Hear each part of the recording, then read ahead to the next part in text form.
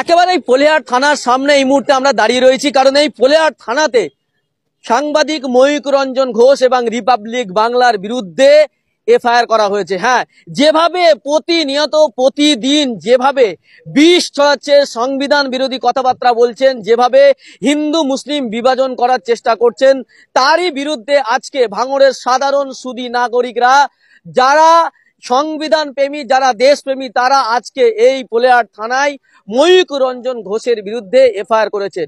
এবং তাদের কি দাবি, তাদের কি বক্তব্য, তারা কি বলছেন শোনাবো আপনাদের। এফআইআর করলেন, দেখুন, আপনারা জানেন যে পেহেলগাঁওয়ে যে ঘটনা ঘটেছে, এটা কোনোভাবেই সুস্থ সমাজ মেনে নেয়নি। এটা সন্ত্রাসীদের কোনো ধর্ম হয় না, সেটা এক নেক্কারজনক। আমরা তার তীব্র ধিক্কার এবং নিন্দা জানাই। তারা সন্ত্রাসী হামলা চালিয়ে যতটা সন্ত্রাস ছড়িয়েছে, তার থেকে মিডিয়া বেশি সন্ত্রাসী ছড়াচ্ছে।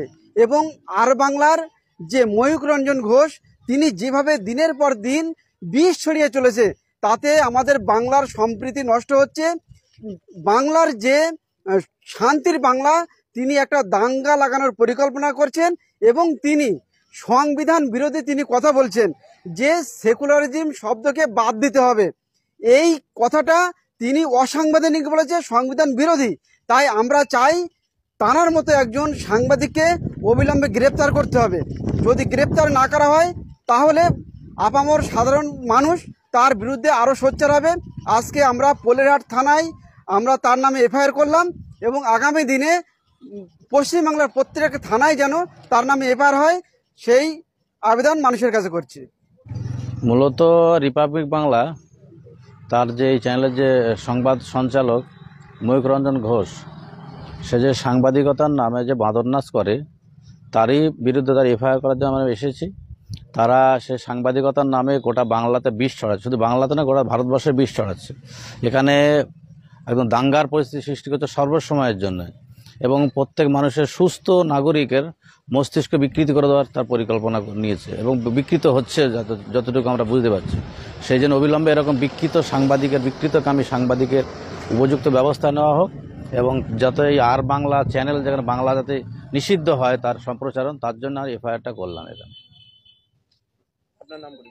আমার নাম আব্দুল মোমেন। কি জন্য রিপাবলিকের বিরুদ্ধে আপনারা এফআইআর করলেন? আসলে আমরা রিপাবলিক বাংলার যে সঞ্চালক ময়ূক রঞ্জন ঘোষ, তার বিরুদ্ধে এই কারণে আমরা এফআইআরটা আজকে করতে এসেছি।